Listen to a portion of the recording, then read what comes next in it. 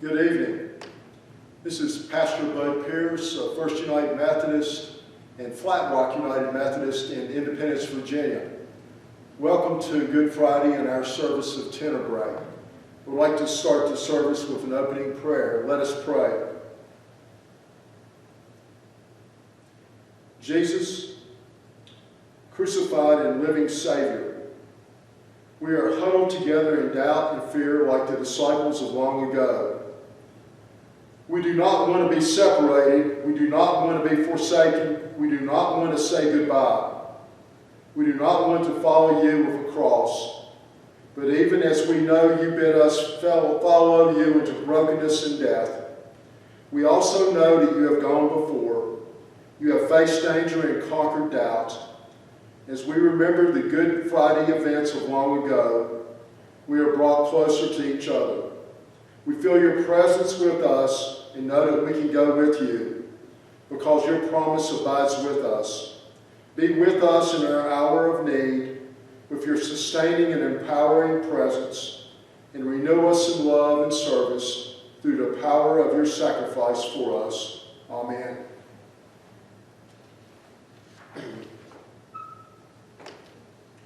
We will now have a call to worship. Come, let us gather in the shadow of the cross of Christ. We gather to remember the overwhelming evidence of love's ultimate sacrifice.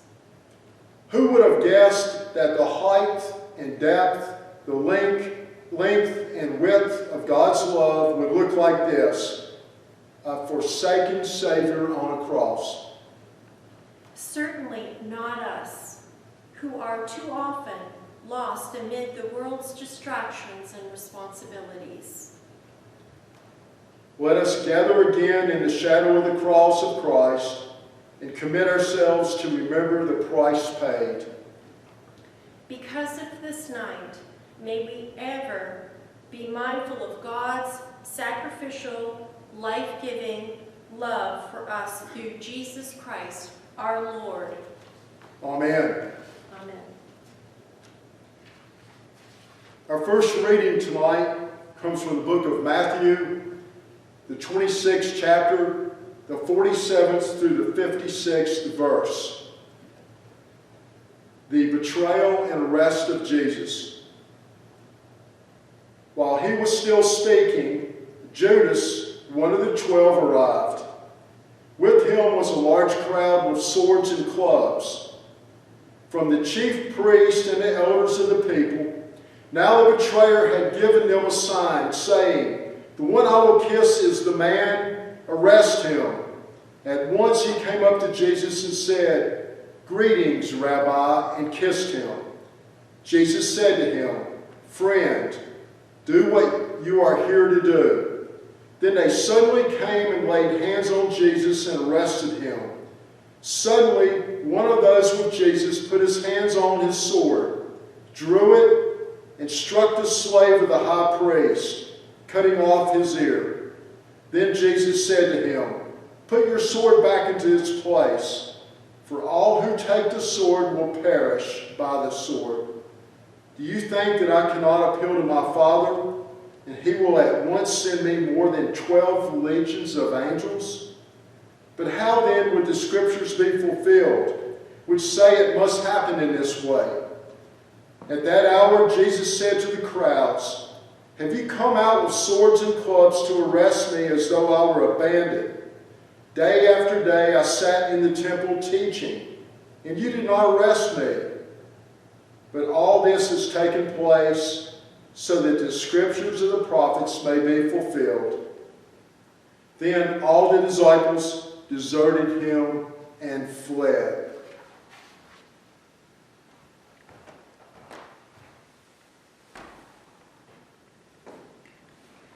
The second reading, Jesus before the high priest, Matthew 26, verses 57 through 67. Jesus before the high priest. Those who had arrested Jesus took him to Caiaphas, the high priest, whose house the scribes and the elders had gathered. But Peter was following him at a distance. as far as the courtyard of the high priest, and going inside, he sat with the guards in order to see how this would end. Now the chief priests, and the whole council were looking for false testimony against Jesus so that they might put him to death. But they found none, though many false witnesses came forward. At last 2 came forward and said, "This fellow said, I am able to destroy the temple of God and to build it in 3 days." The high priest stood up and said, "Have you no answer? What is it that they testify against you?" But Jesus was silent. Then the high priest said to him, "I put you under oath before the living God. Tell us if you are the Messiah, the Son of God." Jesus said to him, "You have said so. But I tell you, from now on you will see the Son of Man seated at the right hand of power and coming on the clouds of heaven." Then the high priest tore his clothes and said, "He has blasphemed. Why do we still need witnesses? You have now heard his blasphemy. What is your verdict?" They answered, "He deserves death." Then they spat in his face and struck him, and some slapped him.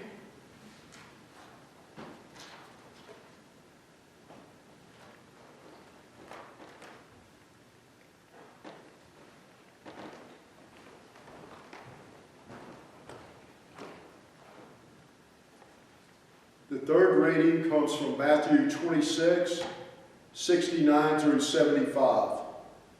Peter's denial of Jesus. Now Peter was sitting outside in the courtyard. A servant girl came to him and said, "You also were with Jesus the Galilean." But he denied it before all of them, saying, "I do not know what you're talking about." When he went out to the porch, another servant girl saw him, and she said to the bystanders, This man was with Jesus of Nazareth." Again he denied it with an oath, "I do not know the man." After a little while, the bystanders came up and said to Peter, "Certainly you are also one with them, for your accent betrays you." Then he began to curse, and he swore an oath, "I do not know the man." At that moment the cock crowed. Then Peter remembered what Jesus had said, "Before the cock crows, you will deny me 3 times." And he went out and wept bitterly.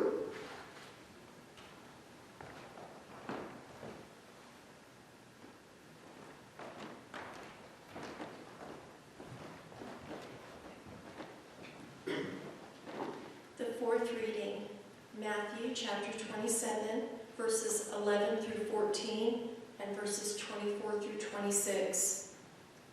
Pilate questions Jesus. Now Jesus stood before the governor, and the governor asked him, "Are you the king of the Jews?" Jesus said, "You say so."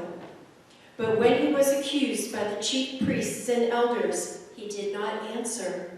Then Pilate said to him, "Do you not hear how many accusations they make against you?" But he gave him no answer, not even a single charge, so that the governor was greatly amazed.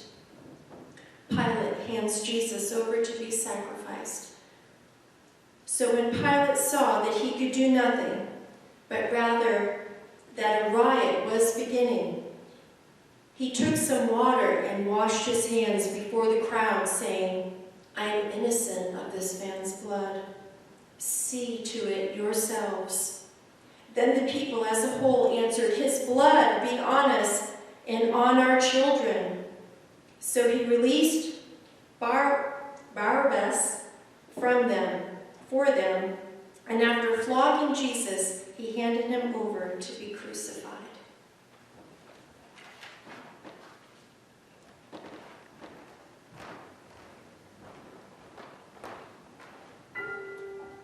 Now hear the words of Beneath the Cross of Jesus, and meditate and pray as you listen.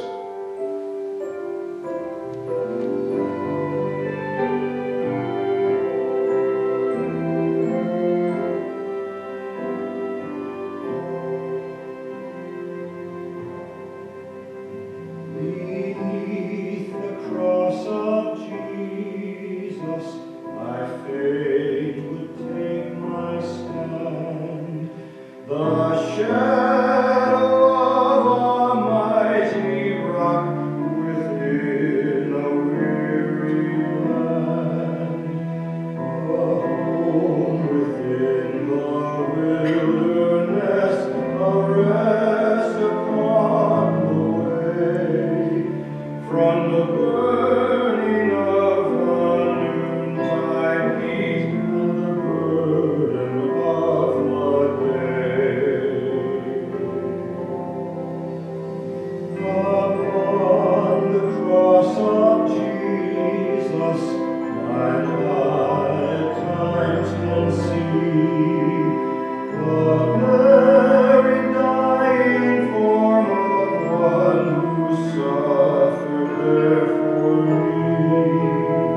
And from my stricken heart, with tears to wonders I confess, the wonders of redeeming love and my unworthiness.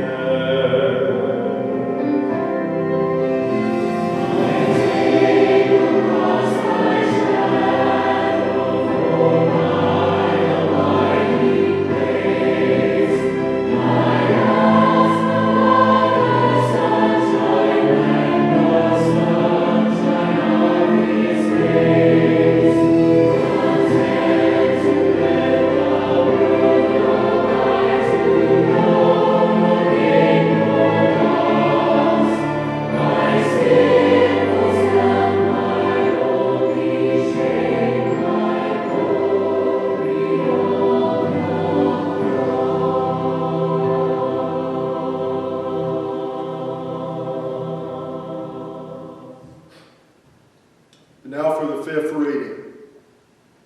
The crucifixion of Jesus. Matthew 27 through 32 through 37, 45 through 54. As they went out, they came upon a man from Cyrene named Simon. They compelled this man to carry his cross. And when they came to a place called Golgotha, which means place of a skull, they offered him wine to drink, mixed with gall. But when he tasted it, he would not drink it. And when they had crucified him, they divided his clothes among themselves by casting lots. Then they sat down there and kept watch over him. Over his head they put the charge against him, which read, "This is Jesus, the King of the Jews." From noon on, darkness came over the whole land until 3 in the afternoon. And about 3 o'clock, Jesus cried with a loud voice, "Eli, Eli, lema sabachthani." That is, my God, why have you forsaken me?" When some of the bystanders heard it, they said, "This man is calling for Elijah." At once one of them ran and got a sponge, filled it with sour wine, put it on a stick, and gave it to him to drink. But the others said, "Wait, let us see whether Elijah will come to save him." Then Jesus cried again with a loud voice and breathed his last. At that moment, the curtain of the temple was torn in two, from top to bottom. The earth shook, and the rocks were split. The tombs also were opened, and many bodies of the saints who had fallen asleep were raised. After his resurrection, they came out of the tombs and entered the holy city and appeared to many. Now when the centurion and those who were with them, who were keeping watch over Jesus, saw the earthquake and what took place, they were terrified and said, Truly, this man was God's Son.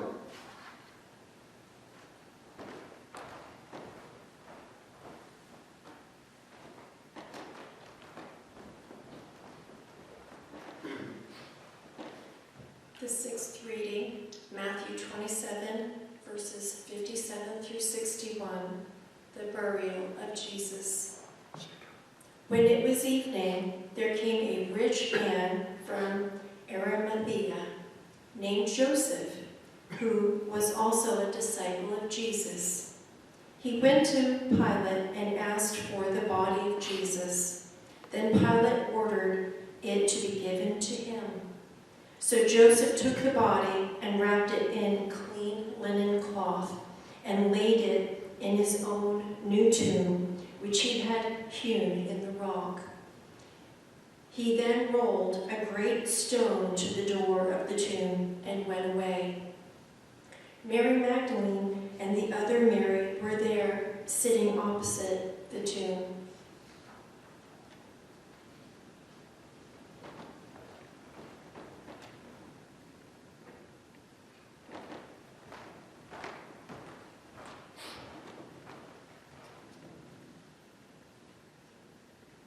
The seventh reading this evening is from the book of Isaiah, the 52nd chapter, 13th verse, through the 53rd chapter, 12th verse. See, my servant shall prosper. He shall be exalted and lifted up, and shall be very high. Just as there were many who were astonished at him, so marred was his appearance beyond human semblance, and his form beyond that of mortals. So he shall startle many nations. Kings shall shut their mouths because of him. For that which had not been told them, they shall see. And that which they had not heard, they shall contemplate. Who has believed what we have heard? And to whom has the arm of the Lord been revealed? For he grew up before him like a young plant, and like a root out of dry ground. He had no form or majesty that we should look at him, nothing in his appearance that we should desire. He was despised and rejected by others, a man of suffering and acquainted with infirmity. And as one from whom others hide their faces, he was despised, and we held him of no account. Surely he has borne our infirmities and carried our diseases. Yet we accounted him stricken, struck down by God, and afflicted. But he was wounded for our transgressions, crushed for our iniquities. Upon him was the punishment that made us whole, and by his bruises we are healed. And we like sheep have gone astray. We have all turned to our own way, and the Lord has laid on him the iniquity of us all. He was oppressed and he was afflicted, yet he did not open his mouth, like a lamb that is led to the slaughter. And like a sheep that before its shearers is silent, so he did not open his mouth.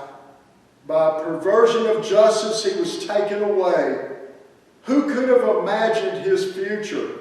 For he was cut off from the land of the living, stricken for the transgressions of my people. They made his grave with the wicked, and his tomb with the rich.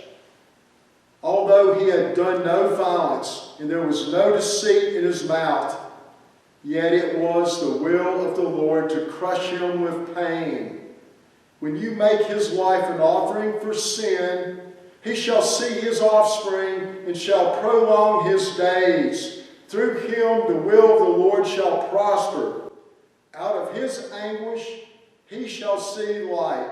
He shall find satisfaction through his knowledge. The righteous one, my servant, shall make righteous. many righteous, and he shall bear their iniquities. Therefore I will allot him a portion with the great, and he shall divide the spoil with the strong, because he poured out himself to death, and was numbered with the transgressors, yet he bore the sin of many, and made intercession for the transgressors.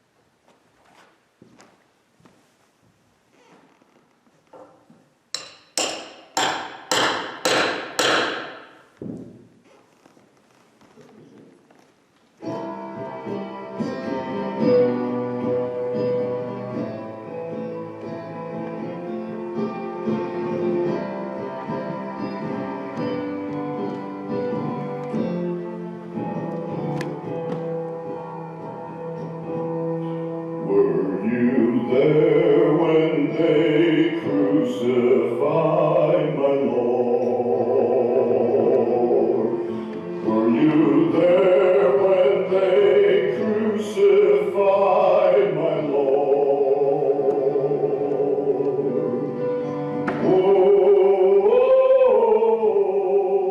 Oh, sometimes it causes me to tremble. But were you there when crucified my Lord? Were you there when they nailed him to the cross? Were you there when they nailed him to the cross?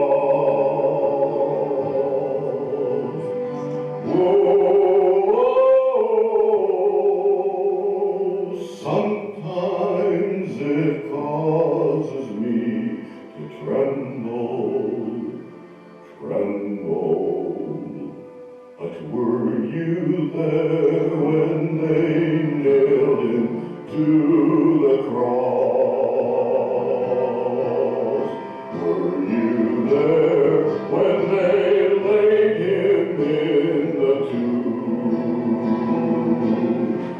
Were you there when they laid him in the tomb?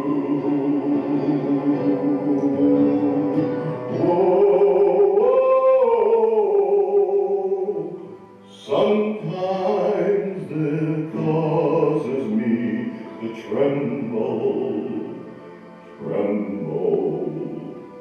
And were you there when they laid him in the tomb? Were you there when the stone was rolled away? Were you there when the stone was rolled away?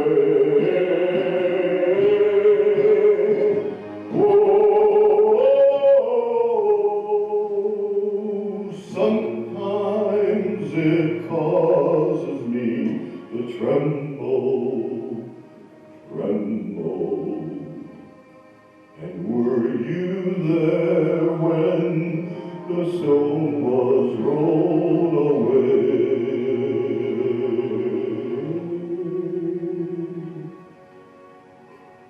Were you there when the stone